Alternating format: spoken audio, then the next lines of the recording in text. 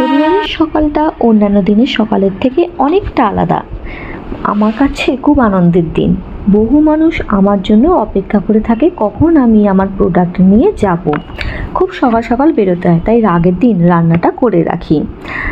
তারপর সমস্ত প্রোডাক্ট এবং প্রয়োজনীয় জিনিসপত্র সমস্ত কিছু গুছিয়ে রাখি। এই হলো আমার প্রোডাক্ট, যেখানে থাকে উপহারের আচার, হ্যান্ডমেড ক্রশেটের কাজ, এই সমস্ত ছোট ছোট অনেক প্রোডাক্ট থাকে। পরে অন্য একটা ভিডিওতে দেখাবো যে কী কী প্রোডাক্ট থাকে। যাই হোক, আমি আগের দিন গুছিয়ে রাখি প্রোডাক্টগুলো। এর সাথে থাকে যেমন ছাতা, স্ট্যান্ড, সব মনে করে করে গোছাতে হয়।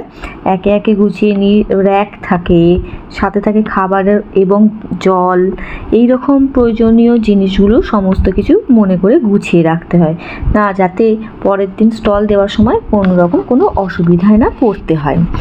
আর কোনো রকম কোনো প্রোডাক্ট মিস হয়ে যাচ্ছে কি না সেটাও কিন্তু রাত্রিবেলা ঘুমাতে যাওয়ার আগে আরও একবার চেক করে নিই। দেখতেই পাচ্ছ তোমরা এখানে আমার ব্যাগে প্রোডাক্ট ছাড়াও আরও দুটো এখানে বক্স রয়েছে, এইগুলোতেও প্রোডাক্ট রয়েছে।